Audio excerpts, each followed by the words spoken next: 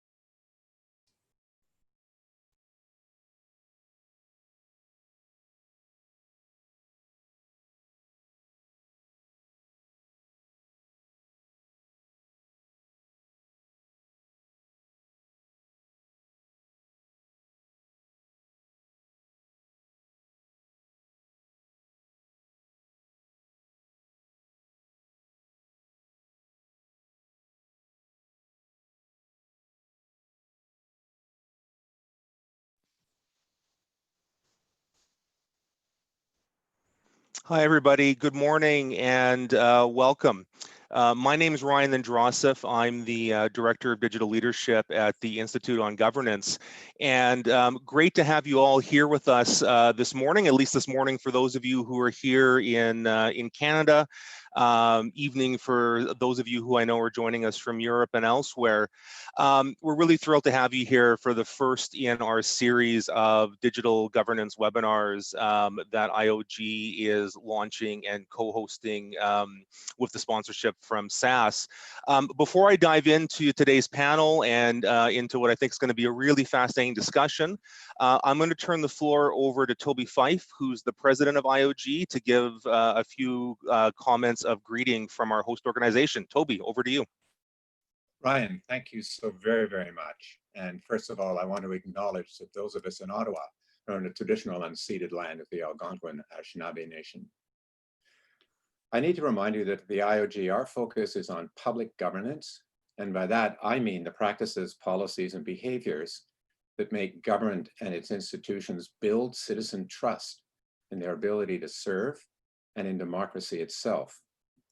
And I would start by reminding you that the trust in government today isn't high, in part because there are too many in our country that feel disenfranchised and left out of the decision-making equation.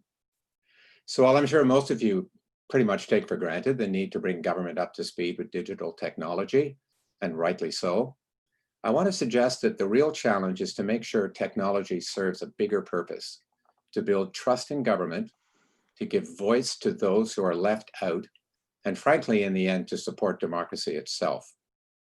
So that's why I believe this series that aims to unpack some of the tricky governance issues around digital is so timely and appropriate. And I really want to give thanks to Ryan and the IOG team for all their hard work and thanks to the stellar array of guests who have agreed to share their insights with us over these 4 sessions. Finally, I need also to thank a key sponsor, SAS, who's made this series possible. So let me introduce a good friend of mine, the Director of Global Public Sector and Financial Services Practice for SAS, Steve Bennett, who's going to say a few words. And Steve, thank you for joining us. Hi, well, thanks, Toby. On behalf of SAS, we're so excited to be able to partner with you and the Institute on Governance to deliver the webinar series. As you mentioned, I lead our global public sector practice at SAS, and all around the world, we're seeing governments, big and small, undergoing digital transformation at an unprecedented scale and at an unprecedented pace in the face of COVID-19 this year. Everything from tax agencies having to run their systems in reverse to get resources to families that need them in a matter of weeks, to benefits agencies making difficult decisions about eligibility for the right benefits so that people get what they need. That's shown us that government has been able to be agile when it needs to be, and that effective digital transformation is possible. So again, thank you for the opportunity to support this event. We're so excited to partner with IOG to help deliver the webinar series, so timely and relevant, and again, fostering an important discussion today about the current state of digital government initiatives. So again, thank you from SAS, and again, I'm so excited to be able to support this. I'd like to now hand it back over to Ryan, who will moderate the series.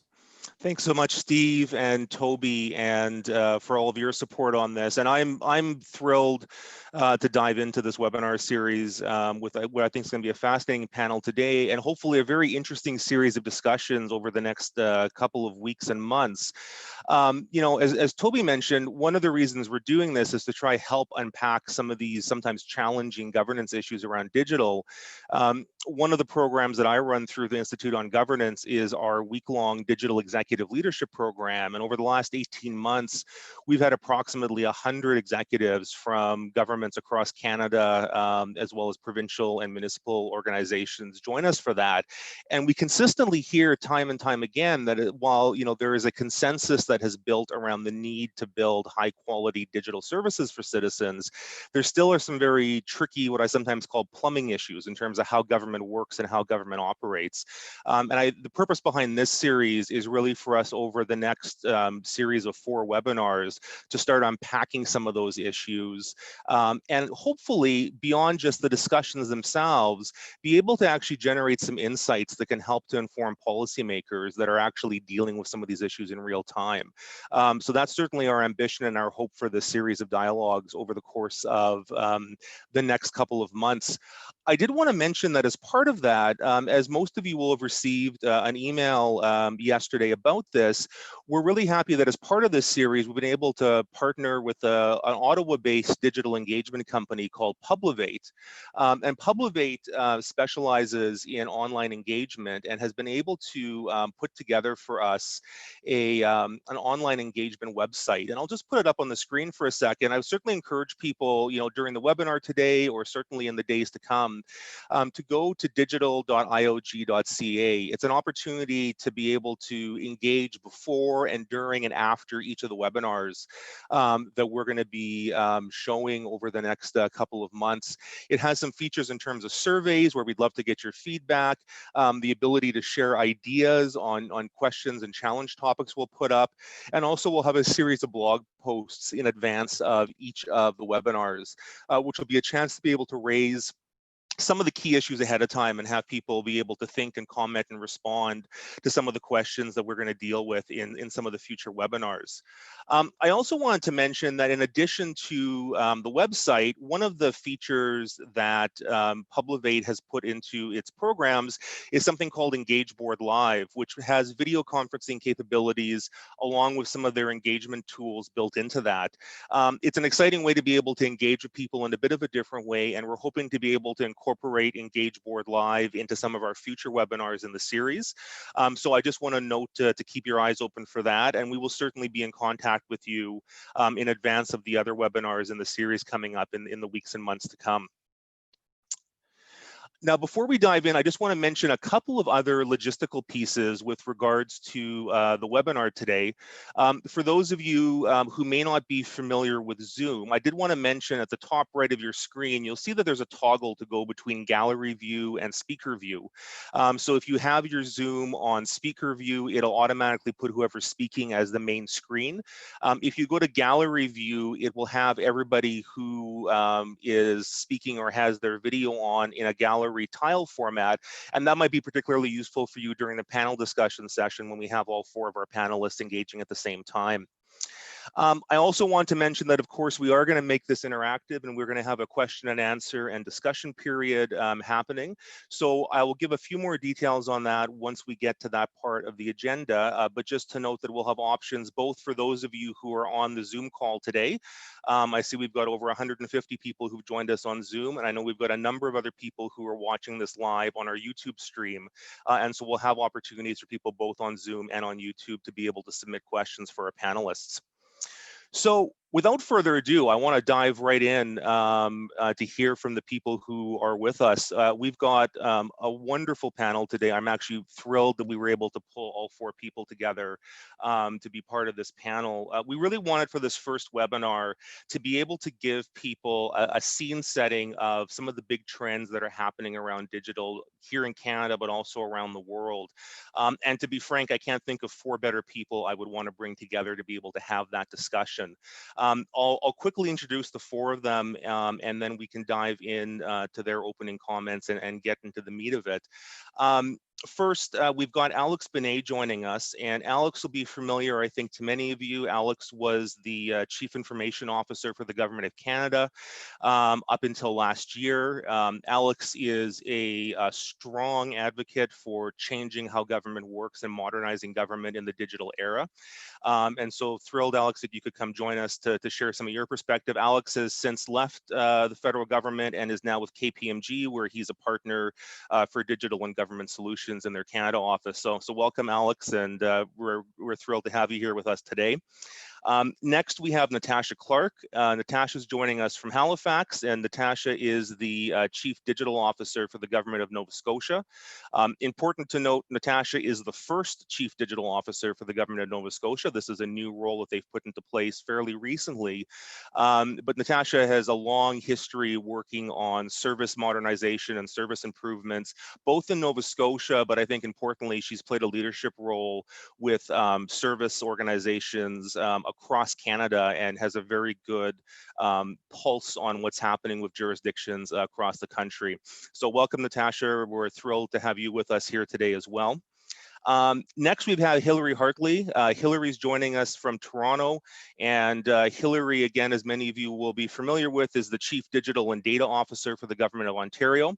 Interestingly, similar to Natasha, Hilary is the first Chief Digital and Data Officer for the Government of Ontario, and I think that's probably one of the themes that'll come up in our discussion today is the fact that there are these new positions that have been created to try see these leadership roles come in public sector organizations across the country and internationally as well.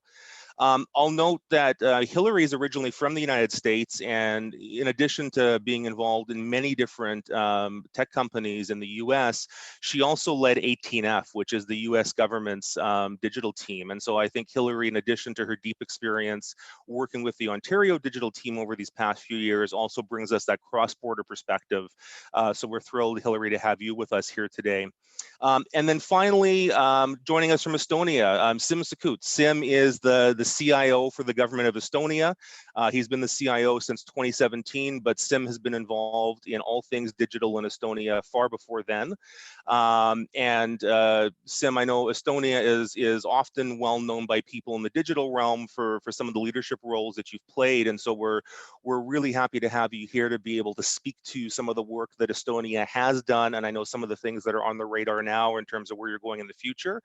But I'll also note too that Sim is incredibly well connected internationally. He's been very involved with the Digital Nations Initiative, and he's currently chairing the OECD's e-leaders group, which is a working party of senior digital officials from the 34 OECD member states. And so I think Sim will be able to bring us some really useful and interesting international perspective to the discussion.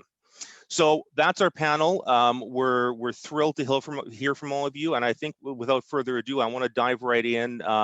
Each of our panelists is going to give us some opening thoughts and comments, and then once we go through each of the panelists, we will dive into our discussion and Q&A period. So maybe I'll go in the same order that I introduced people, and Alex, I'll turn the floor over to you first. Sure, sounds good. Thanks, Ryan. It's great to first of all, thank you for the work the IOG is doing in this space. I think the work that you guys have been doing over the years has been fantastic. So thank you for having me, and it's great to reconnect with. I'll call it the crew because I guess all of us are the converted here. So although I'm the only one that skipped to the dark side, so I'm sure I'll get a bit of ribbing from a few of you on that. Listen, I'll start by trying to make a whole bunch of bold statements that gets people riled up so we can have a good conversation. I think that the underlying theme here is we are the first generation in 150 years to actually undergo an economic production model shift, where we've gone from industrial age economic production, so bring people to your country, mine natural resources, produce a good wealth, and that's how prosperity, and that drove social economic policy everywhere. We're in the middle of a shift, and nobody's lived that in 150 years, so nobody has a playbook for this thing. And that shift has gone from what I just described to IP, to data, to ideas. And certain countries around the world, and people are making a running joke that every time I mention Estonia, I should get paid. So seem to my calculations, you owe me at least $100,000 over the last few years. But some countries are starting to get it more than others around the shift in the production model, the shift in the policies that are required, the shift in legislation. So I'll talk about some of the 4 quick things that we should be taking into consideration in Canada, if not globally, in light of that production model shift. And it sounds like it's just a small thing to focus on, but it triggers everything else. That's important in the context of what Toby opened with around democracy and trust. I would say that governments have to earn that. And what governments aren't good at is wholesale economic, or sort of wholesale shift, right? We're designed to be an anchor, at least in Canada, like we literally, industrial revolution and creation of Canada kind of coincides. We're designed to be an anchor and operate in a certain way, and now we have to think of it differently. So 4 areas. First of all, is connectivity. It's not enough to, if countries aren't paying attention to that, we're seeing investments happen nationally, and in Canada's case, regionally. I think Ontario, Nova Scotia are 2 good examples of governments that have stepped up to start connecting rural areas. And that's important, but we also have to keep in mind that there's a digital divide in urban centers as well. Not everybody can afford the internet. So, and if everything is going online and digital, we need to make sure that nobody's left behind. So connectivity has to be a core component of the new digital infrastructure that's required moving forward. And Canada doesn't have that. Canada doesn't have digital identity yet, doesn't have sort of full connectivity for citizens. It's kind of hard. It's a big country. But the alternative is not to open a Service Canada counter in a 100-person village in Northern Ontario, because we all know that's not going to happen. So the alternative has to be connectivity. So that's sort of driving factor number 1. We're seeing a lot of that. The second point that I would say that is needed, that we're seeing maybe a bit less of, is this rapprochement between the CIO, CDO into core policy setting of government. It's not, if the world has problems and government has departments, in the old industrial age that worked. In a digital age where everything is interconnected, it does not work. So the structures themselves don't work, and the internal organizations of distributed authorities among 16 different sort of groups probably also does not work. And so we do need to see, the CIOs in these areas working better with economic development, with, I said, for example, in Ottawa, the Innovation Science Economic Development Department. So these fictitious sort of industrial age departmental structures where all the legislation is lined up against in these vertical silos just doesn't work with a digital horizontal first mindset that doesn't care about borders, that doesn't care about the traditional way of attracting talent, and hopefully speaks to his Estonia program. So that's the second part, is the internal sort of reorganization isn't ready. I'd say a third thing to look into is governments have to start shifting more, and at least in Canada, and we're seeing it elsewhere too, changing the business model of government. And what I mean by that is we used to do these linear things. You used to measure the part 3 times, do the procurement for the rail, make sure that the bolt fit. In digital, that's completely different. So why, like even the concept of procurement should be thrown on top of its head. And other traditional ways of approaching things, like a department provides a service. Well, it's the government that provides a service. And again, I think you're seeing good progress in a lot of jurisdictions across the country. But going as far as challenging the fact that government should be the sole provider of public services. I would argue that my insurance company has the same information as my government, maybe more. In some cases, either better protected, in some cases not, but they have the same information. So why can't they renew my driver's license for me? Why, when they send me my slip in Ontario, sorry, Hillary, can they not just give me my driver's license with it? Why do I have to show up anywhere for it? Like, so this concept of government being the sole provider of a service in an Amazon age, for example, is probably the third thing I would think that we need to look at in government, is redesigning the business model and the core tenets that we thought were sacred, the sacred cow of government. The last part that I'll say is, in order to do all of these things, we need to find a way. The countries that are changing their regulations and their legislation the fastest are winning this race.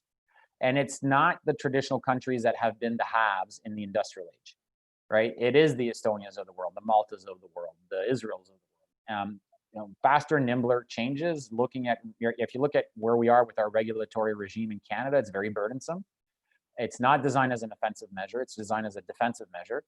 A quick example that I'll give you is General Motors has their global autonomous vehicle and AI center in Markham, Ontario for the last 8 years. Hundreds and hundreds of Canadians are employed there. And we couldn't find a way to change municipal regulations in Toronto to permit autonomous vehicle testing fast enough.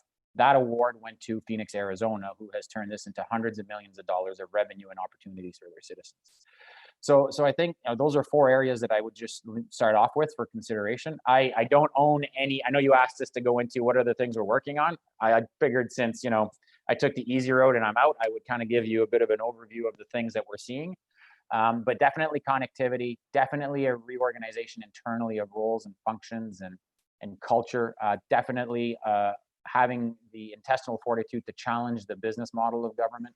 And then in order to do all these things, our legislation regulations are becoming increasingly more important than the technology.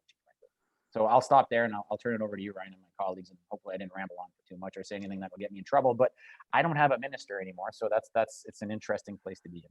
There we go. No, and we appreciate your frank assessment, Alex. Thanks so much for that. Natasha, I'll turn the floor over to you next.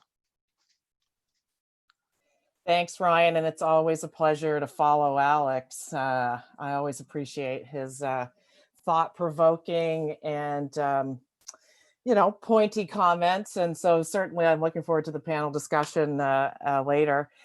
So slightly different tack. As you mentioned, I get the great privilege of being Nova Scotia's first Chief Digital Officer. And that gift is not lost on me, to be able to have this privilege to help this great province. And for those folks that might not be familiar with Nova Scotia, we are a province in Canada. We are not the biggest. I think Hillary might be able to win that one in terms of population. But we have almost 1 million people. I think it'll be exciting when we see us surpass that number, which we're certainly on track. We were pre-COVID, and I'm anticipating still with COVID to surpass that. Halifax being our capital city, where I live, almost 500,000 people. So we have, a fairly rural land base here in Nova Scotia. We have beautiful ocean property and have the world's best lobster. So lots of compelling reasons that when we can all start to travel and see each other again, folks should come and travel to Nova Scotia. We would love to have you. So thank you again for inviting me to come and participate in this panel today. Sim and Hillary and Alex, but Hillary and Sim, you both are like heroes of mine, and the things that you both have been able to accomplish in your jurisdictions and personally. It's great to be here today. So last June 2019 is when I was appointed in the role of Chief Digital Officer. I also took on the responsibilities of the CIO here in Nova Scotia. And what that signaled at the time, it was a merge of 2 big departments, our external citizen-facing service department, Service Nova Scotia, being merged together with our internal service department to create a 1,600, 1,700 strong department that's really laser focused on service excellence to Nova Scotians and to our internal partners. But what it meant for me personally was the bringing together of a little small digital team, 30, 40 people, with our IT shared service organization to now be a 650 person strong team that is very focused on making it easy for people to do what they need to do. But this is very exciting because obviously it brings together some traditional culture and approaches with internet era culture and approaches. And certainly through the pandemic, what I've been able to observe is that we have a team of people, whether they are traditionalists or internet era specialists, that are laser focused on wanting to help and do the right things. What we need to look at, though, are the cultural processes, systemic processes that perhaps haven't empowered our teams, haven't let us unlock that potential that already exists there, which I'm really excited about being able to go on that journey. And certainly last June and into the fall, where we launched the Nova Scotia Digital Service, excited about taking that journey. And then March, everything changed for everybody. And so the words acceleration, I think over and over and over again, we'll hear. We took the civil service in Nova Scotia to remote working all within a matter of a couple of weeks. Everybody being able to virtually work from home. We were helping people understand what it meant to take their desktop home. So lots of great learnings and lots of work that happened to make that a reality for everybody. But in terms of initiatives that I wanted to share that really highlight the fact that we had done some work to build that internet era capacity, that continuous delivery, continuous improvement, and some of those foundational pieces that we need to work differently in 2020. So some great examples of that. We started obviously similar to other jurisdictions with an 811 self-assessment service. We launched that service within a matter of days, and have now since obviously published that to Git, where I know PEI and others have been able to use that code. As I said, similar to other jurisdictions, we were then easily able to quickly pivot and create what we call sort of a business or an employer assessment tool. Because the public health rules were changing so quickly, we wanted to make it easy for our businesses in Nova Scotia to understand what it meant to comply. Because we never officially kind of shut everything down. There were certain nuances to that. So we didn't want business owners to have to try to navigate and understand that Public Health Act, but to be able to have an easy tool for them to understand how to stay open safely. And then most recently, really, really excited about the work the team was able to do with public health and with other stakeholders in the province around our Nova Scotia Safe Check-in service. So essentially, once our numbers started to get under control, and very proud to say the Atlantic provinces are living in a pretty great state these days in terms of our COVID numbers. We wanted to have a safe way in which we could have travelers, whether they're from Nova Scotia or from outside, to be able to safely come to Nova Scotia, and for us to be able to give good guidance on what they had to do. And, as the team said to me, how do you do user research when you have to deliver within 48 hours? And so, it was really exceptional. We couldn't do the traditional best practice of going out and talking to users. I think a common thing we will experience in government is that there are changes that are happening rapidly. There's announcements that need to happen. So how do we apply some of those best practices to making sure that what we deliver as a public beta will help us achieve the outcomes that we want to achieve, but also be able to quickly pivot. And so the team was able to do that. And some of the success factors there, key thing was a multidisciplinary team. They knew each other, they trusted each other. We blurred the lines between policy and operations, and that team was able to quickly develop a safe check-in service that then, based on evidence, have been able to pivot and iterate on and do that continuous improvement and deliver code daily as required based on the user research we've now been able to do with students, with our frontline, and that's amazing. And I'm excited to say that we'll be working in lockstep with public health to keep Nova Scotia and Nova Scotians safe. The other initiative, a couple of things just to mention, We, as similar to other service organizations and other governments, we, had to slow down some of our services. We extended expiry dates and things like that. But what that meant is that we had pent up demand that we knew was coming once the doors had to sort of reopen in a more fulsome way. So our team was able to build very quickly an online driver's license renewal service. And what I think is interesting about this is that we had the minimum viable policy changes to enable that to happen. So things like if you met certain conditions, you're able to continue to use the current picture and things like that. And so we were able to launch that service within 8 weeks. In August, it launched. And since then, we've done over 15,000 renewals, sort of accounting for at least 55% of all of our driver's license renewals, which has been fantastic to keep Nova Scotians safe, keep our lineups down at our in-person centers, and that's been exceptional.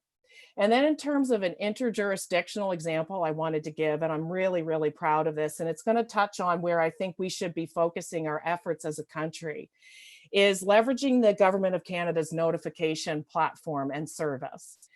So we, again, as part of our reopening in a more fulsome way, wanted to move to a more appointment-based approach with citizens in our in-person centers. And so we had an approach that if you had an appointment, we would call you ahead of time to remind you of your appointment. And when you showed up, that we would call you to let you know when you could come into the office. Well, you can imagine that was a large number of human hours to be able to do those phone calls.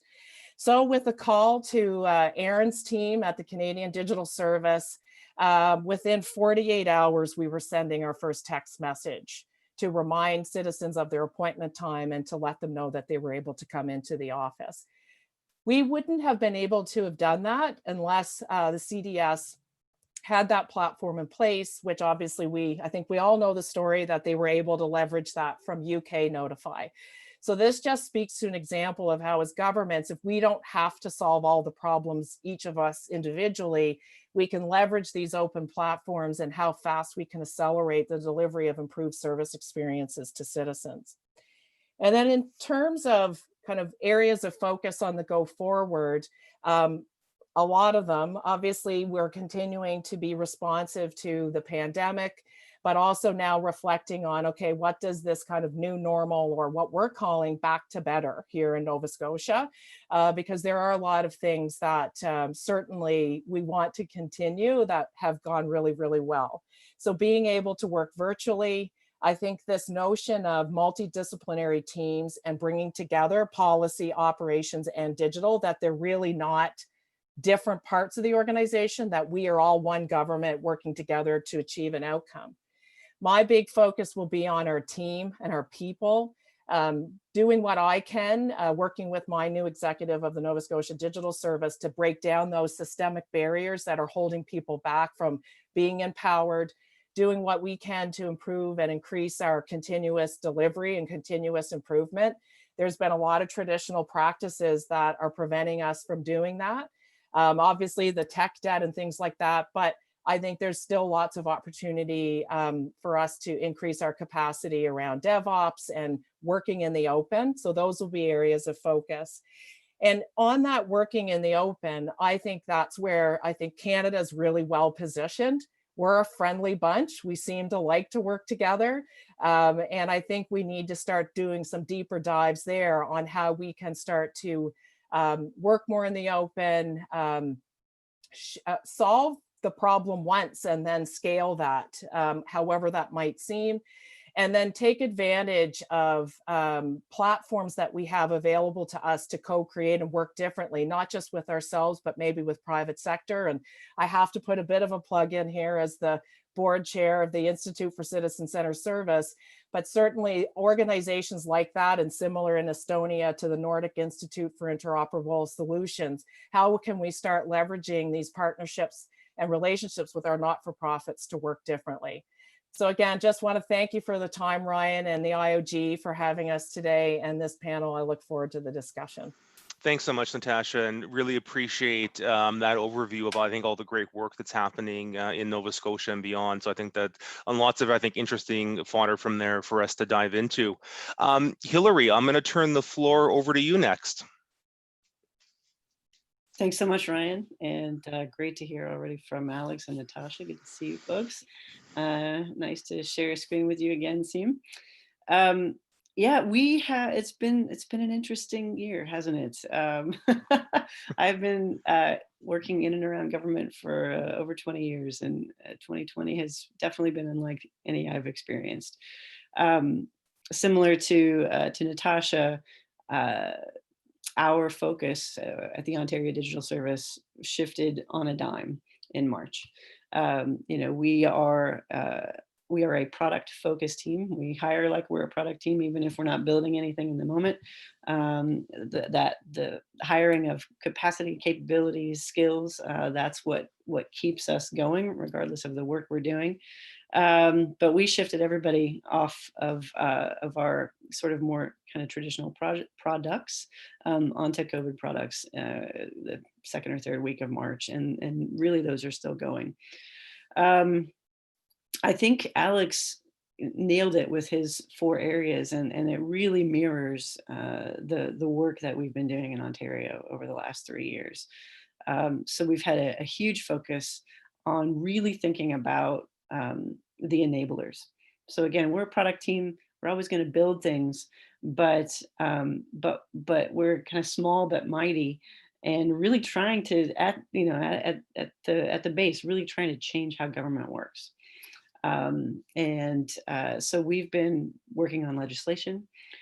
We've been working on kind of best practices and guides and things to sort of put in the open, get comments on, get our IT community, get their heads wrapped around things. So whether that's kind of transparent and ethical use of AI, principles around that, an API first mentality. So publishing some API guidelines that really start to establish the notion that we're not just going to build kind of one-off product, but we're going to focus on APIs and figure out what that enables. We're going to be focused on platforms, really figure out what some of those foundational pieces are. And then the most fundamental government platform, as Alex alluded to, our legislation and our regulations. So throughout 2020, we turned over every couch cushion we could find and changed a lot of laws. We actually created a foundational piece of legislation called the Simpler, Faster, Better Services Act, which makes my role, the Chief Digital and Data Officer, a statutory role, and gives that role the power to really drive standards and expectations when it comes to digital service and data and open data. I'm seeing a note, put my laptop somewhere. What was that? Sorry. Oh, am I wobbling around? Sorry. Apologies. I gesticulate wildly. I will try to do better. Yeah, we really have kind of been focused on a lot of those pieces that Alex mentioned.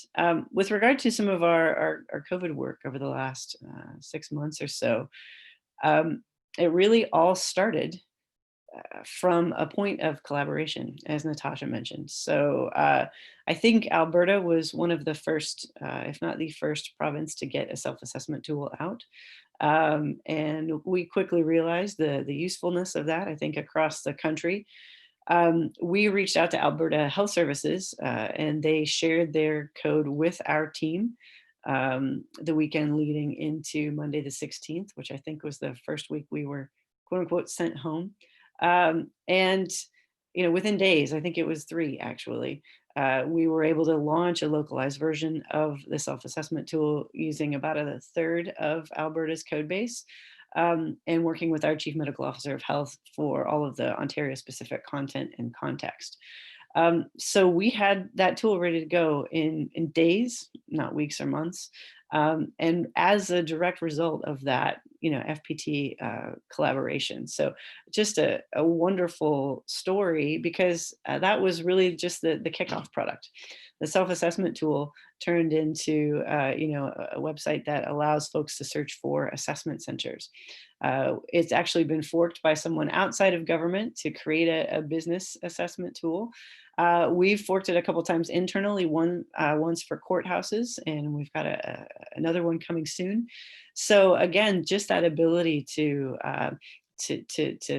think and deliver rapidly, both because of collaboration, but also because we have kind of been able to, it's not necessarily bending rules, but bending those sort of age-old expectations of how we're supposed to work together. So, our team really embedded with the Chief Medical Officer of Health's team, working daily in Slack together, making decisions about that product, having a very, engaged product owner. So Natasha talked a couple of times about multidisciplinary teams and the importance of merging policy with the design, product development, content stuff that maybe the digital teams usually do. But not only policy, but again, with all of this COVID stuff, being joined at the hip with MOH and with the epidemiologists, helping us sort of understand where we need to do more user research, what's not working both internally, maybe for the medical officers team, but also what we're seeing not working from analytics. And so it's been just kind of amazing to watch those tools progress and keep changing over the last few months. I think that assessment site itself has had several million visits, 25 million page views. And it's just, again, it's kind of become one of those products that allows everyone to see how end-to-end service design should work as well. So we kind of created this one-off tool, but it has allowed us to say, actually, we need to be able to get to there from here, or we need to be able to support the person who's getting a self-assessment, then wanting to find a center to go get tested. Now you can get your test results online, and linking all of that together through our COVID-19 website, which Alex mentioned, governments kind of have to earn trust of people. And I think over the years, we have seen, I think, a decline in trust and maybe some skepticism. But I will say the numbers show over these last several months that when people wanted information that they could trust, they did come to government. And the Ontario website, itself just saw, I think, almost 200% of, in March and April, what our analytics were of March and April last year for the website in general, and then specifically for our COVID website. So we have been able, I think, to project trusted content and in a position where folks are coming to us, not just for information or updates, but for data. Our open data portal has been a huge success. And I think Ontario is perhaps, I think, leading the way with a lot of the open data around cases and case numbers, our long-term care data. We just published our education data in the open today. So school just started, and the ministry really wanted to hit the ground running, making sure that our data was in the open from the beginning. So the open data side of things has been truly fascinating, and just seeing the attitudes with regard to executives, my boss, the political side, everywhere, really trying to understand what data they have, what data they need, and what data really will help them make decisions. Government talks a lot about outcomes and data-driven decision-making, but I think we have seen just a shift in how we are managing this pandemic, and really bringing a data-driven focus to the work, and it's been fantastic. Just a couple final points on that. you may have heard about the Ontario Health Data Portal, which is a really exciting initiative that we are helping the Ministry of Health with. It's essentially kind of like a data lake, but it's, it's essentially saying we have all of these data assets, we're pulling them together and giving the researchers access. So you have to be vetted, and there are privacy and access concerns that we're addressing, but a really exciting project on the data front. And then we continue to push forward on our overarching kind of data strategy and the work that we've been doing both on the open data side, helping our colleagues in the privacy arena think about what sort of the next normal looks like, which is all now part of my role, which is really exciting. As I mentioned, a big focus on platforms and APIs, bringing platform thinking to the public service and creating the conditions for that kind of common ecosystem of shared components, open standards, those authoritative data sets, and not to mention, the culture needed, the processes, the governance needed really at the heart of the machine of government to support that platform thinking. And then APIs as the building blocks, and trying to get to a place where, my peers and fellow executives, their eyes don't glaze over when folks like me start talking about those things and starting to understand the value of the simplicity of starting with data, starting with an API, so that you can build out, you can scale, you can bring that platform thinking and that component-based thinking to the tools, not only that we build, but that we procure. So again, going back to the heart of how kind of government thinks and works, trying to get into the machinery and get them thinking about investing differently, making different decisions about the tools and services that we provide. So it's been obviously an exciting time. And thanks again to Ryan and Toby for inviting me to be here with you today. Thanks so much, Hillary. Appreciate all of your thoughts on this. And I think that, the notion around doing digital well and the link to trust in government is one that I think about often. And I think particularly in these times when governments, have a trust deficit, I'm glad you highlighted the point about how important all of this is, not just for the purposes of service delivery itself, but the broader notion of building trust in our public sector. Last but not least, Sim, I want to turn the floor over to you and get the view from Estonia and what you're seeing happening both in your own home country and around the world. Yes, well, hello everyone. I hope I don't have too much background noise. Well, I have some crazy Finns in the hotel here, so bear with them. But thanks, Ryan and Toby. Always good to do an IoG gig. Quite admire you guys keeping it up and running like that. It's clearly a topic to go deeper and deeper in all the time. Natasha, thanks for the so kind words. I mean, it's always good to basically share a stage with someone who comes from even a smaller place than Estonia is, so and still kicking it at that digital stuff. Hillary, great to catch up. Clearly, you've had a busy year. Wish you could say the same. And finally, Alex, I think we've shared too many stages and panels and stuff with Alex in some ways, but it's the first time he's asked me for money, so what a schmuck. So I guess that's what's private sector difference now is. So keep making ads to Estonia, but don't charge, man. Look, I'll be glad to say a few words just into the context.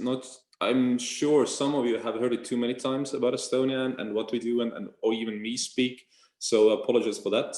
But just to make sure that everyone else has the same sort of reference page as well, then who we are and what we do. Well, in Estonia, we've been trying to go digital all over the place for the last 20-25 years. It really, for us, stems from the context that we are as small as we are. We are 1.3 million people. Somebody asked in the chat already about it, so we can get to that later. We are like Manitoba, I think, sort of in a Canadian context, much smaller in land area, but population-wise. And I mean, for us, going digital has been the only way to pull off being a government, really, and pull off, basically punch beyond our weight also in economic development and otherwise. So we've had a clear also spillover from going digital in public sector to then sort of, tech sector becoming a growth engine for the whole economy, partially out of that as well. We, long story short, 25 years cut into basically, let's say, a minute of a pitch. Then we are right now at a stage where, at least as a citizen, or as a resident, sorry, everything you need to do with the government, you can get done online. We used COVID time now also to kill off some of the very last bits and pieces where you still had to show up. So the only thing we still have to physically be there is in marriage, just because it's so bloody consequential in terms of legal meetings. So we want to make sure you're sane if you're doing this. So you still have to basically get there and see an official to get married. But everything else you can imagine then has been digitized one way or another, and you can get it done yourself from wherever you basically have a connection, right? So wherever you are in the world. Now, it even goes actually beyond our own residence. So if I'm even wearing this now, so Eresidency, we invite people from all over the world to join us and start using the Estonian both public as well as private digital services. So we have now about 70,000, for example, people around the world who are virtually Estonian, who have set up companies in Estonia by exactly being an e-resident. And being e-resident means they have a digital identity issued by Estonian government, and through that they have access to the service and the whole ecosystem, and basically can operate with it from a distance. How we have built it all up, it's been a few things. Clearly, we don't have time for all of that, but we've been very firm believers in platform approach. So from very early on, and being as open as we can, because we are so small, we have to be able to leverage the best tools, tech expertise there is within the country, but also internationally. So that's been a way to get at it. So a platform approach for us means that we've built up quite a few shared components, stuff like X-Road for data sharing that now is also used by other governments around the world. Digital identity nationwide, again for the same reasons, because everyone needs it in all the agencies at levels of government. So why reinvent this wheel? Let's have a shared platform for everyone. So these building blocks have been very, very fundamental in a technological sense. But secondly, also we've used the law and the policy to push quite a bit. So things like once only, so that in Estonia, person has to tell the government some data about themselves only once, and then the rest of the government is forced, not allowed, but forced to reuse it in the back end to serve the people the next time, even if it is in another agency. So we've put in place these pillars of policy, of principles, of law, of tech, and these have pushed us to where we are today. I can go into whatever parts of Estonian experience, but Ryan specifically asked to focus on what we're working on now as well, and bring that into context. So, but it stems from what I was explaining before. In Estonia, we have been for the last year or two, so I've been in my job 3 years, so for the last year or two now, trying to take the digital government really experience for people and the digital service and the public service experience to the next level by a few directions. But first of all, our biggest plan really revolves around what sort of Alex was describing in terms of government, let's say government transformation or public service transformation.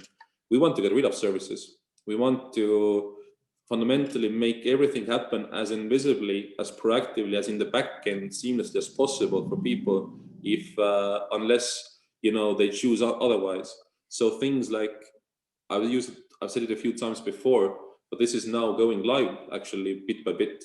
So if your child is born in Estonia, you can do all the things around that right now digitally as well before you leave the hospital with the baby the next day.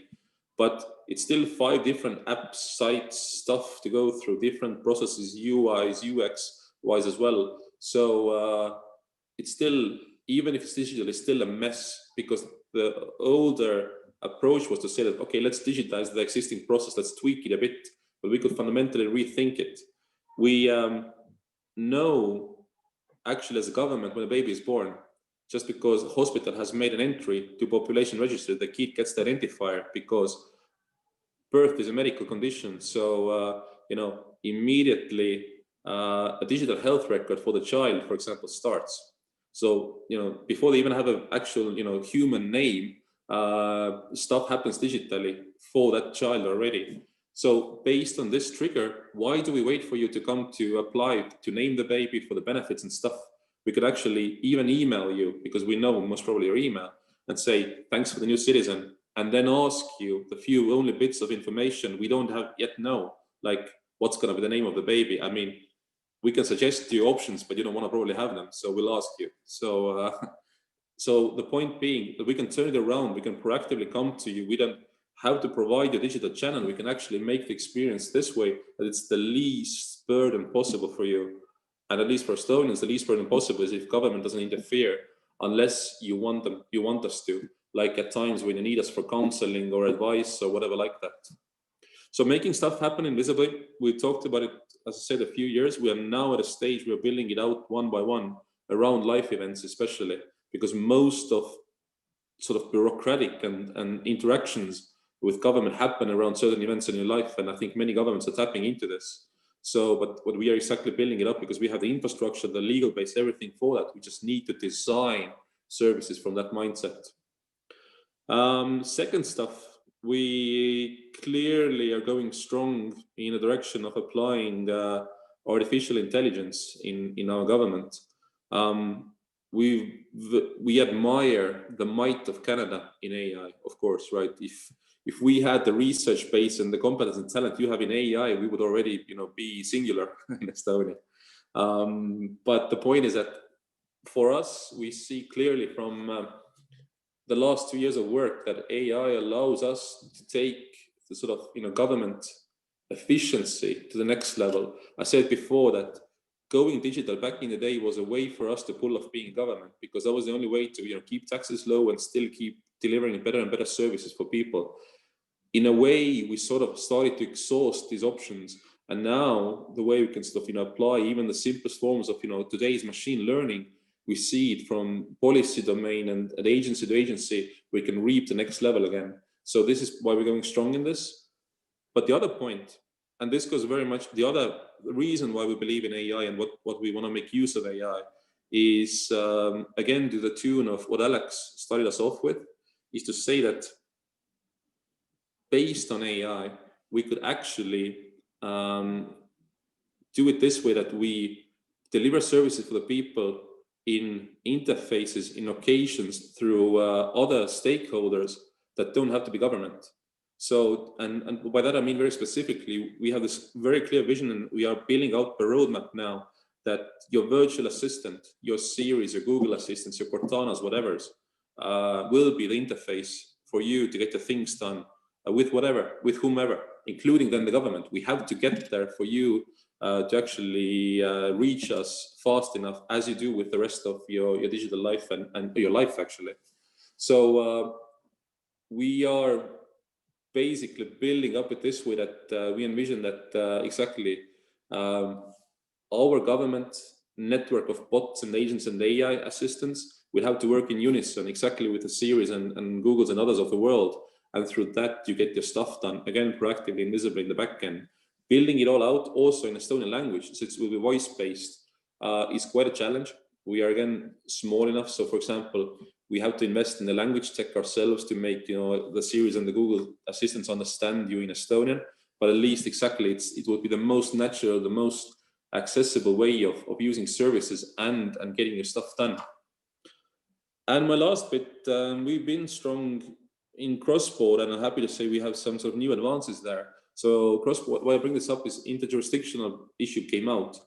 In Europe, as I'm sure you all know, for us interjurisdictional is not just between levels of government, it's also that we are so entwined between the countries, at least within European Union, which Estonia is a core member of by this point.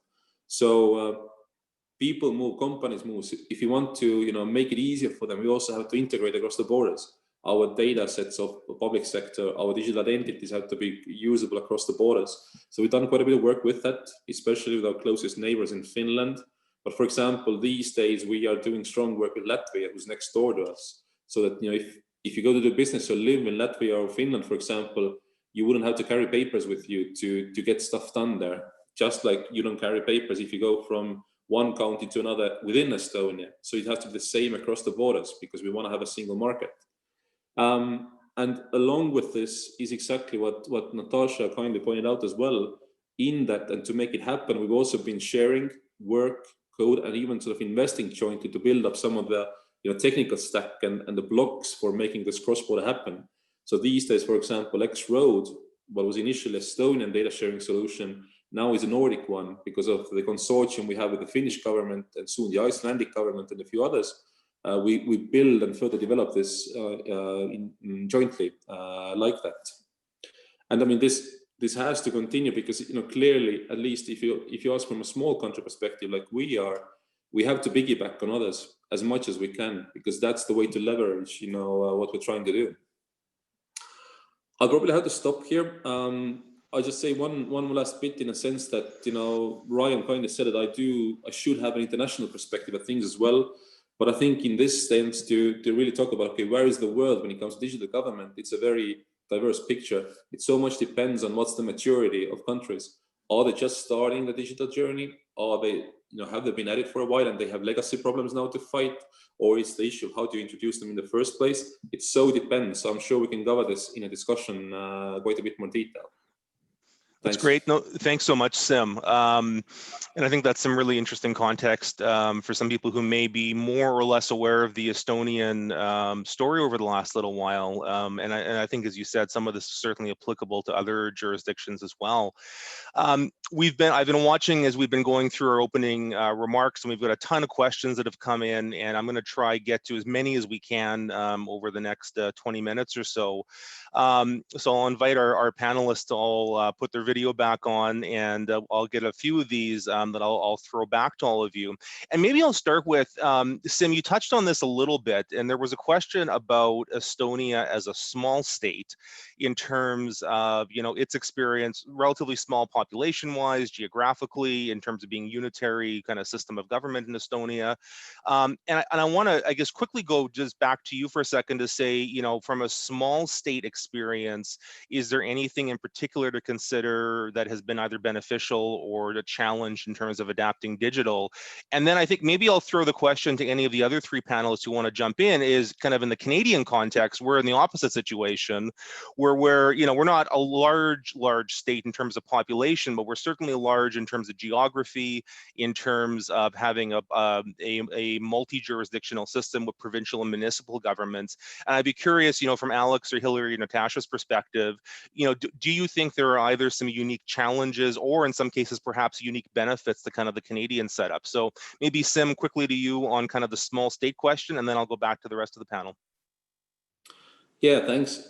Well, as I said, I already hinted on a few things, but I'm happy to repeat.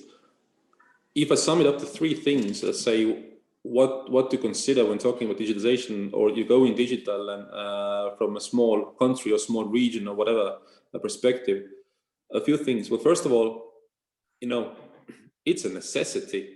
Like, what's the alternative? If, like I still say, like, if you want to pull off being a government in our time and age, no more, right? Or, even for us 20 years ago.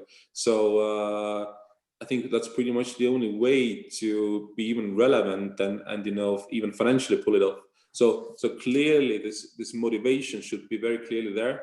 But secondly, and I'm often being asked, okay, so, does it matter that you're so small? Is it easier to do stuff digitally? And I would say it's an advantage, but not because of, size of population. That's actually a disadvantage, because, you have less talent immediately available for you as well. But it's an advantage because usually as a small place or community, you can't afford to have too much hierarchy. And hierarchy means, long process of decision making and getting stuff done, right? So in a way, if you're smaller, you're forced to be, very nimble, to not use the word agile, right? So so that's an advantage, definitely. If you don't use it, then you misused an opportunity like that. And my third thing is to say again, as I said, you're disadvantaged, or we are disadvantaged because we're small, but that means that we have to think about it differently. That's why we so fundamentally believe in, like I said, open innovation. We copy from others whatever we can.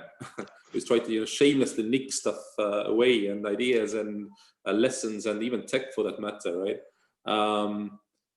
Same ways we have to be open for collaborations with private sector. So I'm not just talking about open data, for example, here, but we've even worked in a procurement and otherwise, how we can bring them in to work with us if they have something that could complement our stack even in the government, or could be a complement to the service portfolio.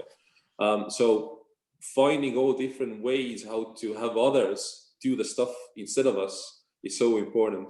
And the third thing is international, and I said this before, which literally can and have to co-invest into doing stuff together with others, because that's a way to leverage brains, money, whatever. No, thanks, Sim. And I think, your answer also touches a bit on a couple of the other questions that came in around digital in the context of developing countries. And I think your notion of just, digital becomes so important for small states as a competitive advantage and a way to build that economic prosperity potentially down the line. Alex, Hillary, Natasha, do any of you want to jump in on this kind of, I guess, the counterpoint of that question, which is in Canada, which is a large and from a governance standpoint, quite complex country, are there some unique challenges on doing digitally here, or are there some benefits of the Canadian system to this? Do any of you want to hazard a jump on this question? Hillary, you're okay. Alex is unmuted first. Alex, I'll go to you first, and then I'll go over to Hillary. I was only unmuting to say I'm going to turn it over to Hillary and Natasha if they want to take a stab at this, but I'm happy to try to take a kick at the can to buy them time if they want. Come up with their I certainly can provide a few thoughts. Maybe just more Tasha's opinion on a couple of things. I think I'm a bit of an optimist about Canada and what we can do together. Certainly we do have some unique challenges in terms of our federated model. We have a federal government, a provincial government, and municipal governments. That's a lot of government. And as you get further, the federal government touches Canadians and interacts with Canadians in certain areas. And then obviously the provinces have their areas of responsibility. And then our municipal colleagues, they really are on the ground with Canadians. A city of Toronto is the size population of Nova Scotia. So, that does certainly create its own challenges with just that many layers and different levels of responsibility. So creating those life event bundles, as Seem was talking about, can be a little bit more challenging depending on who has what part of that service experience. However, what I would say Canada certainly does have working for it is there is absolutely a very collaborative environment here. That's one thing that when I came from private sector into government, it sort of almost took me aback, like how willing jurisdictions were to share things, business cases, whatever, like at the time, business cases. Now we're actually talking about code and doing that. I think we have some traditional forums that we need to move from the information sharing to the doing that can help accelerate things. I think if we can focus on tangible services and delivering, I think we can accelerate some of this. And I mean, we certainly saw that with the CDS Notify. I'm still blown away at how quickly we were able to stand that service up because we were able to get really focused on a priority. Like we were all rallied around COVID. It cleared a whole bunch of what I would call bureaucratic things out of the way to just allow us to deliver. So I think I am optimistic that Canada is well positioned to start to lean into more of this community of co-delivery together. And certainly I get Seam's point about the small jurisdiction and the less hierarchy. I have really immediate access to ministers and decision makers in a way that I suspect Hillary may have a few other challenges. And certainly our federal colleagues, I think do as well because their bodies and their organizations are so much bigger. So Well, just a thanks. few thoughts. Yeah, thanks, Natasha. And I think that's great because it also touches on a couple of other issues that questioners have brought up around, you mentioned the role of municipalities and certainly this notion of collaborating cross-jurisdictionally. And I think, as you rightly pointed out, and so did Hillary, I believe, that notion of sharing code is, I think, that next level of collaboration. It's not just best practices and knowledge, but it's actually sharing, those tangible resources that people can modify and reuse.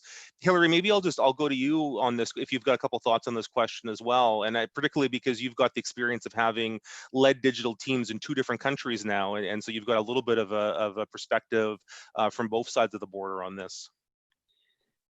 Yeah, well, and before I was with the federal government in the US, my career was really focused on helping states. So I've worked with several states in the US, and which is why I was excited to take this job, kind of come back to the state/provincial level. Because I do think it's just so, it's very impactful work.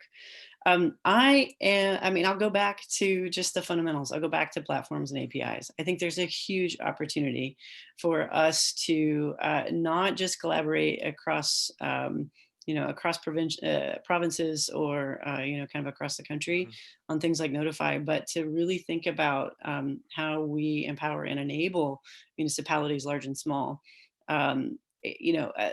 It's an old trope for folks in my position to talk about how, if we're focused on users often don't have any idea what level of government is providing a service. So, they just know that they have to pay their parking ticket.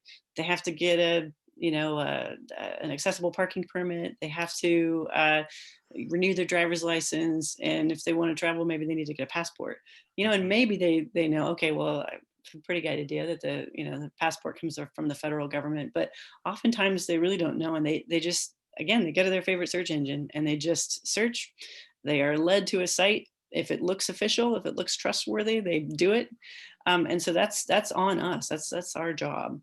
And I think that one thing that I have been off and on very excited about, and yet there still hasn't been huge progress, I don't think, in any major jurisdiction, is just that notion of how do we get really bullish about not just data, but content, everything going through APIs, so that we enable that kind of service delivery, content delivery, et cetera, whether it is through someone's favorite search engine or whether it's from each other's websites. I mean, if somebody ends up in ontario.gov, ontario.ca, but they actually need to pay a parking permit, we should figure out how to enable that. Just like, Alex and Seem's point about if you're driving along and your car tells you that, your permit is expired, you should be able to push a button and get that done in your car. You shouldn't have to go to a Service Ontario location or a Service Ontario website. So it is, for me, it kind of comes back to that notion of interoperability and the plumbing that will allow us to do some of that across jurisdictions and across, again, kind of quote unquote levels of government. Great. No, thanks, Hillary. And I've got a question that came in on YouTube, and just to mention to folks, we're monitoring both the chat in Zoom and on YouTube for those watching it there. So feel free for either group to put that in. And Alex, I'm going to put this question over to you because I think it links to one of the things you mentioned in your opening. And the question from Mark on YouTube was around what public servants can do to radically improve the pace of regulatory and policy renewal. And I think the corollary to that from what was, is this a challenge? And you're, I think, the right person to ask, having played the CIO role where you were responsible for digital policy. Is it an issue of kind of the bureaucratic machinery? Is the political system kind of the limiting factor on how quickly we can go on this? And I guess what I'll add is, how do we also maintain trust while going faster, right? This has come up a few times, of this need to maintain trust in the digital era. Even, you had mentioned the example of, could you have, private sector companies deliver some of these government services? And there's obviously the appeal to that, but again, people would kind of raise, how do you kind of set regulatory and policy framework so that you're still maintaining public trust? So if you want to try untangle at least a piece of that, be curious your thoughts. How long do I have for this answer? It's 2 minutes or less. 2 minutes or less. Yeah, it's like the pen silver bullet to solve everything. I guess a couple things. I think if governments are serious about platforming themselves to enable themselves to do, I will call it, better public policy development and regulatory change and service delivery at the same time, it has to get a grasp on, you need to release more data. in a consumable fashion. You need to have the right controls internally to be able to pull the plug if something's not working. I'm perfectly happy with Facebook or Amazon delivering a service to Canadians if they respect our privacy laws, if we are able to monitor that, if the right cybersecurity is in place, if the right control, if the right infrastructure to quote unquote share the data is there, which it isn't. Like if those things are there, which it isn't in Canada, I should say, by the way, because I know you probably have some of that stuff in place already.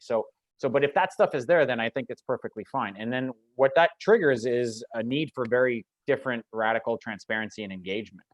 So that's the first part of the second half of your question was like, I think it is doable. It just, we haven't invested in the right toolkit necessarily to be able to permit that kind of interoperability.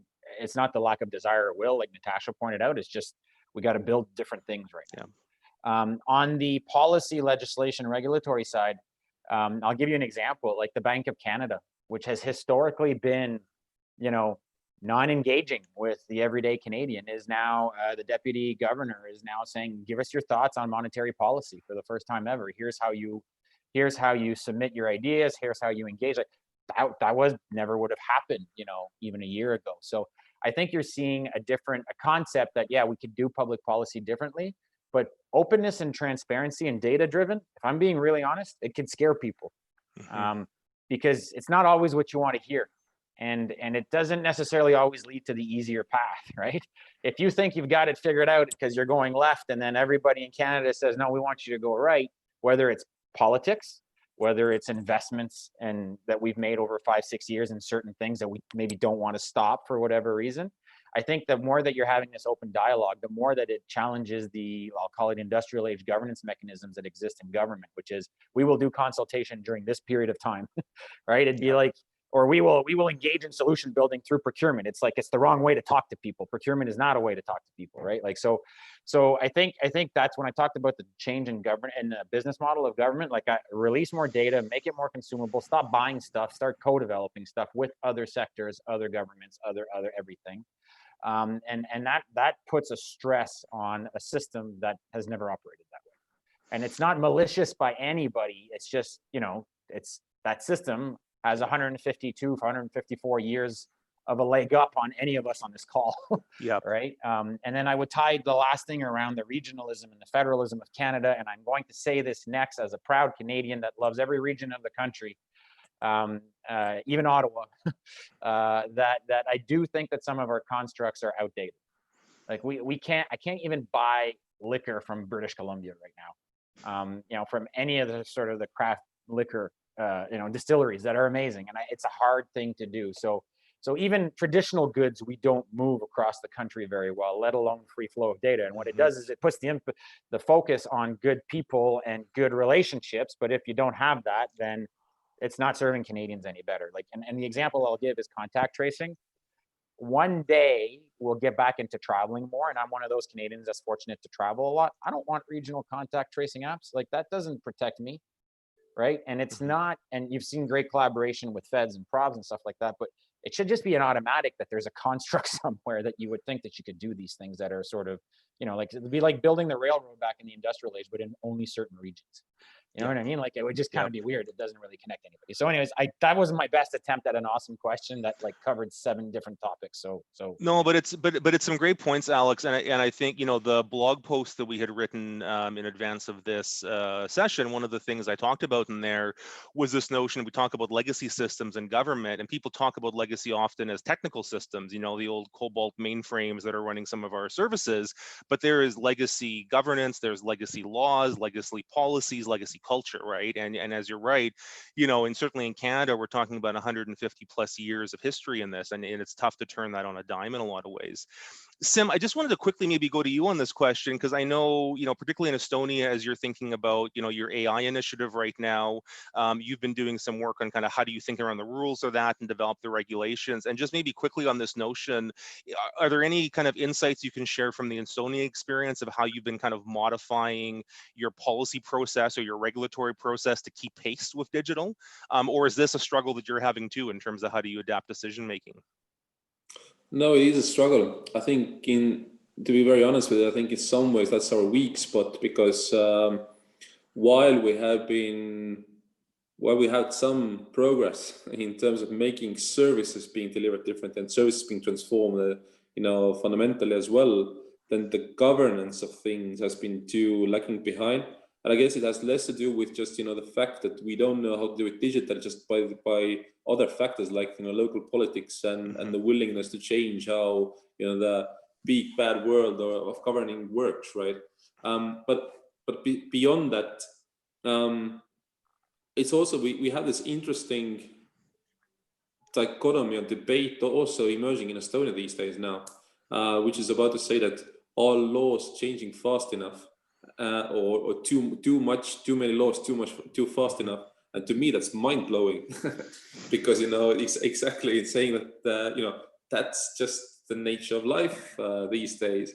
But clearly, there's quite a bit of sort of counter tension going that, hey, perhaps we have to just basically regulate and re-regulate less and less in some ways. But I'm just sharing it. It's a natural kickback. These are natural discussions to be had. Yeah, no, great. No, thanks for that, Sim. I'm going to go to another question now on a bit different topic. Question that came from Michelle, and it was about building inclusive and accessible services for people. And Natasha, it was directed towards you, but certainly Hillary and others, if you want to jump in on this, I'd love your views on this. Michelle was asking, particularly in the context of newcomers, people who might have different communication abilities, whether it's sign language, being hard of hearing, speaking languages that aren't the official languages beyond French and English, and then certainly engaging with Indigenous communities or providing services for Indigenous communities which might have connectivity issues, or other marginalized communities who might have specific, who are trying to build opportunities, for example, Black communities within Canada. With your work around user research, and I think in particular, you're mentioning the challenges that kind of the COVID era brings in terms of being able to do user research. Maybe you could speak to how you're approaching this issue of ensuring that you're building, inclusive and accessible services. And then maybe Hillary, I'd love to hear from the Ontario Digital Services team, your perspective, because I know you've got a very big focus on that as part of your core mandate around inclusivity and user-driven service design. So Natasha, I'll go to you first on this. Thanks, Ryan. Yeah, this is near and dear to my heart, and I think it just goes as a pillar of a core of all the work that we should be doing, which especially in government, which is not leaving anyone behind, right?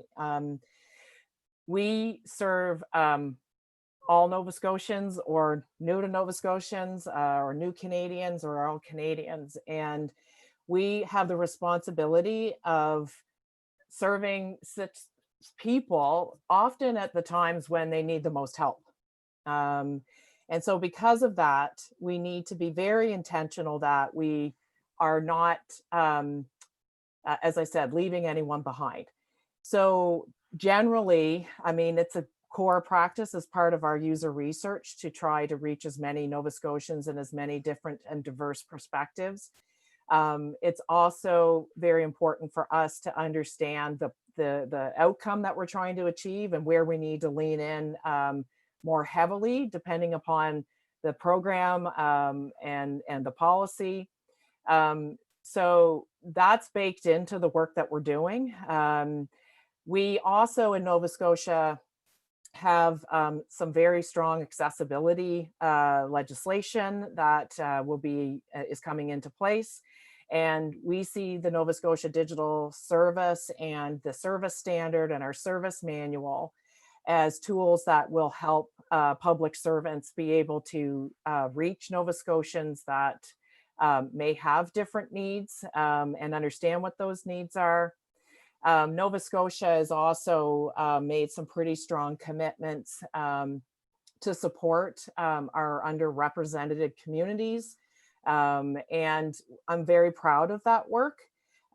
We have a new office that's focused specifically on some of those activities that I'm looking forward to. It's just getting up off the ground, and I'm looking forward to how Nova Scotia Digital Service can partner with that. And recently, obviously, we've had to move very quickly, and French and English tend to be the primary languages, for example, that we're focusing on. But I'm looking forward to the day where we can expand that and make that easier to be more representative of the multicultural community that we're growing here, so that it isn't just French and English that seem to be the mandatories, that we're able to understand our citizens and the needs more robustly and be able to meet more of those individual perspectives. So, you know, very general response, but I would say we try as much as possible to be able to do that. And definitely COVID has created some unique challenges. But that doesn't mean that accessibility, for example, hasn't been top of mind. Like our design patterns are taking that always into account. That's just standard ways of working. Our content on our website, again, just standard ways of us doing that work. And I know the team has been doing remote and virtual user research and usability testing. Like they've been very creative to make sure that we are not losing sight of the people that we're here to serve. Thanks for that, Natasha. And maybe Hillary, if I can go to you on this, just on this question around building inclusive and accessible services, and particularly doing that in the age of COVID. Yeah, it is at the heart of how we work and at the heart of our values as well. You know, when you're delivering for government, you have to deliver for everyone. Yeah, you're not, you don't have a target market. Maybe for certain services, you know more about the demographic or more about your user, but in general, you have to think about that kind of quote unquote common denominator. And so, you know, a couple of things just tactically, practically, I mean, we talk a lot about inclusive design and, you know, designing for the edges is the phrase. And so thinking about, you know, if you're designing for that 10 to 15% of people on the margins, and you're ensuring that they're going to have easy access to the thing that you're building, and it's going to be navigable by a keyboard and, you know, accessible, all that kind of stuff, then you're necessarily going to catch the other, you know, 90 to 85% of folks. They're going to be able to use it. So that's a core, you know, tenet for us. In terms of user research specifically, I think there's probably user research from our folks happening every single day on something or other. So we've worked really hard to get the kind of the machine, if you will, bought into the necessity for that and the how that we do it. So we are able to actually use companies that can source people for us, so that it's not always just kind of the same bucket of folks that maybe are replying to a tweet that I happen to put out. We do use Twitter, and we do sort of broadcast our big things that way, but we're also using you know, agencies that are sourcing folks from lots of different communities. And you know, so maybe we do want to test something specifically with the Francophone community, or maybe we do want to test something specifically with a Northern community, et cetera. So we're able to do a bit of that. And we also got, again, the buy-in to allow us to pay folks. So we do actually, you know, it's nominal, it's not a lot, but we are able to actually pay people for their time, you know, the time that they give to us and spend with us to help make something better. So those were two really seemingly maybe quote unquote easy, benign things that were not easy to do, but pushed them through and kind of ran the gauntlet to get it done. And it's made a world of difference for us, just on kind of on a practical level. But yeah, our user research lab is you know, processing and helping folks outside of our team get research done every single day. Another big piece, and Natasha spoke about their service standard. It is part of our digital service standard that is now you know, kind of baked pieces of that are baked into our legislation, and we are baking that into sort of the Treasury Board and cabinet submission machinery as well, so that user research is expected, and that's part of how we are measuring how digital we are as a province and as a government. So in terms of thinking about our maturity and thinking about different program areas and different ministries, you know, have you done user research? Have you actually asked someone what they need out of this? Have you watched them use what you've built? Those kinds of things are now expected and part of our assessment and launch process. That's great. Thanks, Hillary. So unfortunately, I'm conscious we're coming close to time, and we've had a ton of questions come in, which is a great thing. It's always a good problem to have when you've got more questions than time. It shows an engaged audience. And so we're unfortunately not going to have time to get to all of them with the panel live. As I mentioned earlier, we do have our online engagement platform as part of this webinar series via Publivate. We'll put the link to it again in the chat, and hopefully we can find a way to at least continue the discussion on some of those questions on that online platform. Part of why we have it in place is so we can keep that engagement and discussion going beyond just the course of the 90-minute webinar.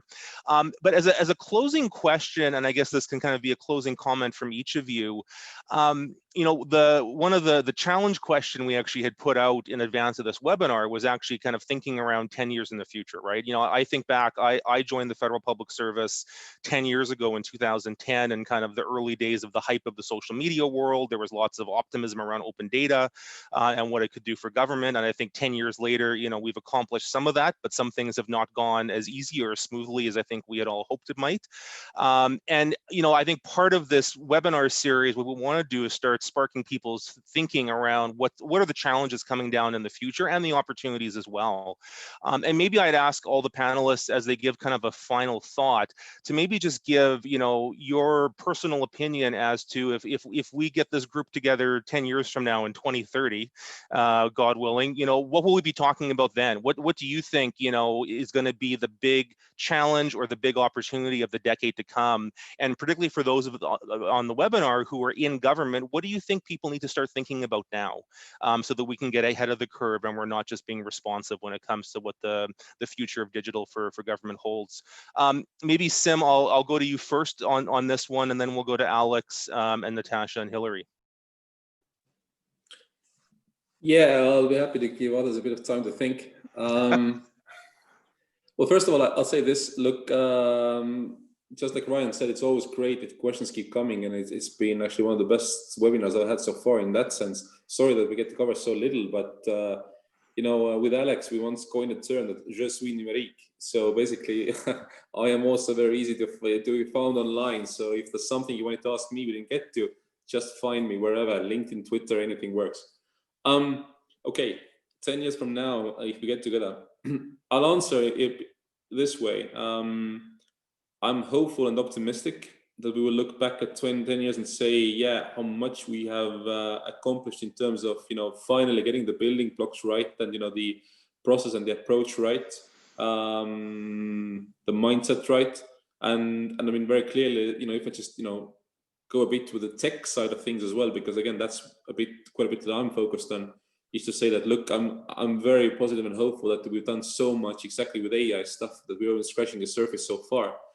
What I'm fearing, of course, is that, look, if we went back from today 10 years, I think many of the things as pain points would have been the same in a seminar, even if the solutions discussed would have been different. Mm-hmm. So clearly what I'm trying to say is that also let's not miss this opportunity, right? And I'm not even talking about here COVID, I'm talking, more widely. It's like, the thing to watch out for is acting and deliver is the only thing that matters. And I'm sure everyone else in the panel will just say the same. Great. No, thanks, Sim. Alex, I'll go over to you next. Yeah. So I'll take a slightly different tangent there. I guess from a services perspective, I'm hoping in 10 years that I can get my driver's license from my insurance company, Hillary, since I'm in Ontario. But jokes aside, citizens should be in 10 years able to get any service anywhere on any platform from any device as invisibly as possible and as automated as possible. And I know saying that, and I saw one of the questions in the chat box, like, what does that mean for current jobs? I don't know, but it has an impact. And so those are tough things that have to be addressed. If you're moving data manually as a human, machines have done that better for the last 10 years already. So there are some hard conversations if you follow that service model. That it doesn't mean it's an elimination of job. I don't want anybody saying that that's what Alex said. That's not what I said. But it would be great if we could get to a point where I could get my services anywhere I want to. And the flip side of that is I would love for Canada or any government in the world to have their digital legislation sort of plumbing in place. And I mean better privacy laws. Internet access as a basic human right. like that kind of stuff isn't, and I understand what I mean when I say that. I understand it has industry impacts, political impact, government impact. So, but I think if we could get to a sort of a different service model, and then having sort of the underpinning of sort of digital citizenship rights, that kind of stuff done in 10 years, I mean, that'd be fantastic, yeah. Great. Natasha, I'll go over to you next. So Sim, I am coming up on 11 years in the provincial government, and I probably echo the same concern about 10 years looking back, because as someone who's been championing the citizen at the center, or now, really user needs, I think we do run the risk of having the same conversation 10 years from now. However, I am feeling very optimistic. My take on this 10-year thing, where I would like to see us in 10 years is that as a country here in Canada, that we are not individually trying to solve the same problem, that we've now kind of created this community. Just very specifically, we want to improve our registry of motor vehicles. I suspect most provinces have a registry of motor vehicles, and they provide motor vehicle kinds of services. So how can we do that in a way that we're building once and using many times, and we're able to create a community of practitioners that are supporting each of us in our own little federated way, in our own little customized context, but yet not solving the same problems over and over and over again. And so all of the things that Sim and Alex, and I know probably Hillary will say, I'm sure we're aligned. But I would really like us to challenge ourselves in this country to really rethink some of our approaches. I think digital identity is forcing us to do that. This is new models. This is not we can just build something the same way we've always built it. We need to actually really think about, this is a net new business model. And so I really am hopeful and excited about pushing on that and seeing that we've created more of a community approach to solving and helping deliver on the public policy outcomes we want to see. Wonderful. Thanks, Natasha. Hillary, final word over to you. Can't do any of it without broadband. Yeah. Plain and simple. The government writ large, provincial, federal, everybody's got to invest in it, and we've got to make it, as Alex said, almost a human right. It's got to be seen as the next wave of mandatory infrastructure, and we've got to do it. And we've got to do it now. So we got to do broadband. We've got to solve digital identity, and I think from a non-digital perspective, the thing that being in government, the thing that I have said a few times, and that I think is maybe harder than any of that, is actually changing the way government works and makes decisions. Planning and investment. Honestly, unless we can really kind of rethink planning, investment, budgeting for the future, then we won't keep pace. We won't be able to do the kinds of things we want to do, because digital just is different. I don't want to stand on a soapbox and all that kind of stuff, but it is different, and we need to be able to work differently, think differently, start small, see if we got it right. If we didn't, throw it out the window and say, yep, that was $50,000 well spent, because we won't do that again. Now let's go spend the next $100,000, that kind of thing, and be able to start small, take small bets, build it out, scale from there, which really is not really how many kind of treasury boards, many government budgeting and planning cycles work right now. And we've got to figure out how to make space for that. So that's kind of my magic wand. Like, I wish we could turn the public service into to have a product mentality and kind of flip it on its head. But really my magic wand is more at the heart of the machine, honestly, and thinking about how we enable ourselves to get this stuff done in an efficient way. Absolutely. No, I agree completely. Thanks, Hillary. Thanks to all of you. This was a fantastic conversation. We could have easily spent another couple hours and only scratched the surface on this, but I really appreciate all four of you taking time to engage on this today. And as I mentioned, hopefully we'll find a way to kind of continue to engage with people on these questions going forward. So a virtual round of applause to all of you. Thank you so much. This was a rich discussion, and I think everybody took a lot out of this. I will mention to everybody, I think as people have noted, we were recording and streaming this on YouTube. The recording will be available on YouTube. So for those of you who maybe joined partway through, you'll have a chance to watch the full panel discussion on IOG's YouTube channel. I do want to mention a couple of things. So as we mentioned, this is the first in a series of webinars we're going to be doing to look at a variety of digital governance issues. This was really kind of our top level view, looking at kind of the broad scope of what's happening from a 30,000-foot level. The next three that are coming up are going to dive deep into a couple of the thorny issues, some of which we mentioned today. Our next one, which is happening in about 2 weeks' time, is going to be looking at the ethics, governing the ethics of AI, which is a challenging topic in many jurisdictions right now. In October, we're going to be having a webinar looking at procurement modernization, and then finally in November, we'll be having a webinar looking at doing HR differently and how we recruit and retain talent in the digital era. So we will be following up with all of you by email to give you details on the further webinars, and we hope that you'll be able to join us for those. And then finally, I'll just mention, I think Becky's going to put up on the screen a link to a very quick, less than 30-second survey, so you can give us some quick feedback on today's webinar, because we always want to hear from you in terms of what worked well for you and what didn't. The link is on there. You can also use the QR code and scan it on your smartphone, and it'll take you to the survey, and we'd love to get your feedback on today's session. And then finally, as I mentioned, please feel free to visit digital.iog.ca. We're going to be using that website in advance and after each of the webinars to be able to have a chance for you to post comments, to share ideas, and hopefully have an ongoing discussion and engagement around these topics over the coming months.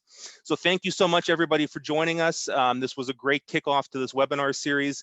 Thanks to our sponsor, SAS, for your support of this, and to our partner, Publivate, on our engagement platform. And again, thanks to all the panelists for your time and your engagement. And I look forward to connecting with all of you one way or the other in the weeks and months to come. So thanks so much, everybody.